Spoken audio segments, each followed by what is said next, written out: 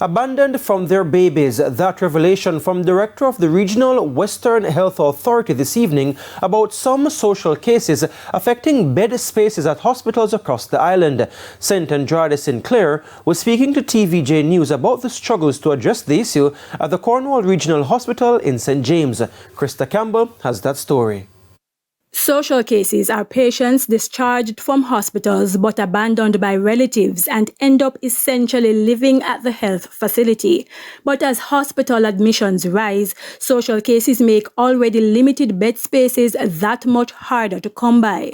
It's about 14.6% of the space right now that they take up, and it's a challenge. You have to feed them. Sometimes they come back and they drift from being a discharged social case back to being a patient. Again, so you have to readmit them in the system. So it's a cycle that keep happening. Amidst renewed appeals for persons to go pick up their relatives who've been abandoned at hospitals, the health minister is trying to see what legal action he can take. But Regional Director at the Western Regional Health Authority, St. Andrade Sinclair, says the problem goes much deeper. You have people born in the hospital and they don't know what it is like having a home or going to school. We have to school them in the hospitals, and this is all over Jamaica.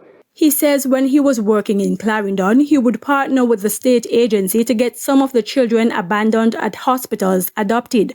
He says of the 110 social cases currently in the Western region, close to 70 are at the Cornwall Regional Hospital in St. James, over 30 at Savlamar Hospital in Westmoreland, and 2 at Falmouth Hospital in Trelawney, while in Hanover, Noel homes only have about 60 beds.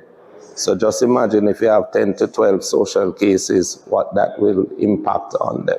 As the authorities work to address the overcrowding at Cornwall Regional Hospital in St. James, there have been some transfers to include about 10 medical staff. So the patients are now in Falmouth and in their infirmary, and we still have over 30-something on the ward, and some of them drifting around in the A&E.